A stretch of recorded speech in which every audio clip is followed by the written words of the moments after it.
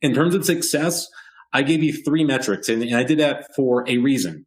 I would recommend that you show up ready to discuss 3 ways that you're going to measure the success of the program, and that those be in 3 different types of areas. In the example that I provided, post-completion survey reviews tell me, did they like it or not? That speaks to quality.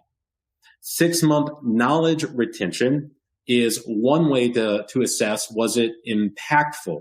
Did it impart on them the information that we wanted, and did they retain it? And remember, this is a means to an end. We said that we wanted to do this as a way to increase employee engagement. That's kind of the ultimate goal that we were going for as part of this onboarding program. So that's our 3rd category that we want to go measure. Hey, at the 1-year anniversary for new employees, we're going to continue to gather their engagement scores, and we would look to see those go up over time as a part of this program and others that we're doing.